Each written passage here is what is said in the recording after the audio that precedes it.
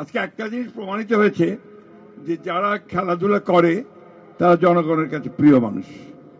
কারণ প্রমাণিত হয়েছে যে আজকে দেখবেন এখানে যারা এমপি মন্ত্রী হয়েছেন এরা সবই কিন্তু মহরণ ক্লাবের সঙ্গে জড়িত। দ্যাট মিনস এরা জনপ্রিয় মানুষ, এটা কিন্তু সার্বজনীন।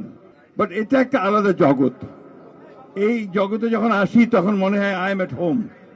কারণ আমি নিজে মাঠে থাকতাম। অবশ্য আমি একেবারে মফস্বলের মানুষ, আপনাদের মতো এই ঢাকা মহানগরের মানুষ ছিলাম না। নান্ডু সাহেবের খেলা দেখে খুব ভালো লাগতো। মনে হতো যে সত্যিকার অর্থেই নান্ডু কেবল ভালো খেলছে, ক্রিকেটের সঙ্গে বেশি জড়িত ছিলাম। একসময় ক্রিকেট কন্ট্রোল বোর্ডের মেম্বারও ছিলাম।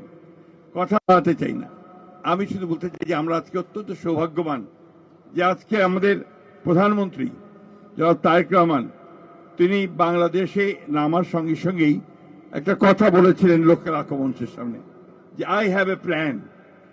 এই প্ল্যানটি তিনি কার্যকর করা শুরু করেছেন।